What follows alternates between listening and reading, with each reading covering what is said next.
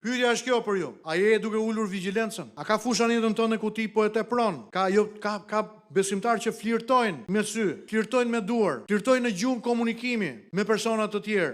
Mbase pasi lloj qëllimi të keq, por personi tjetër mund të keq interpretojë dhe mund të marrë një mesazh që ti nuk do doje që ai person të merrte. Është interesante kjo që po dëgjoni apo? Mbase do ta bënim një takim të tipit pa media. Tani, nuk është shumë e rëndësishme se si fillon gara, si fillon ecja jote me Zotin, por është shumë e rëndësishme si vazhdon dhe si përfundon në fund. Noeu ndërtoi arkën, por nuk ndërtoi kufi në atë moment në jetën e tij. E vërtet që ai shpëtoi botën, por nuk arriti të shpëtoi veten nga rrëzimi, dhe kjo histori nuk është për të rrëzuar figurën e Noeut. Unë e dua Noeun.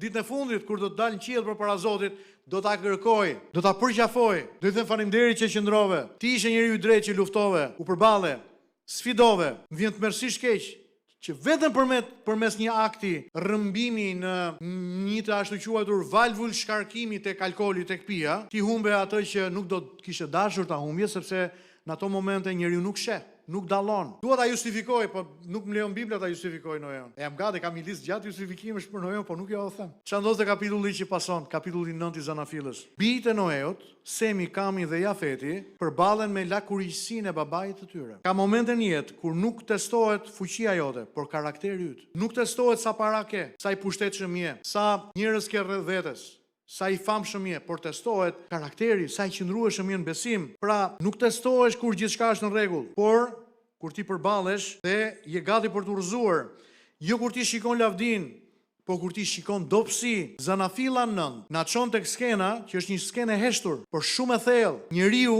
i drejtë, Noeu, një heroj besimit, tashmë është i dehur. E dini që disa njerëz dehjen e kanë me të qeshme, disa njerëz dehjen e kanë me depresion, mbyllen vetvete, nuk duan të flasin me asnjëri, disa tjerë dehjen e kanë me sherr.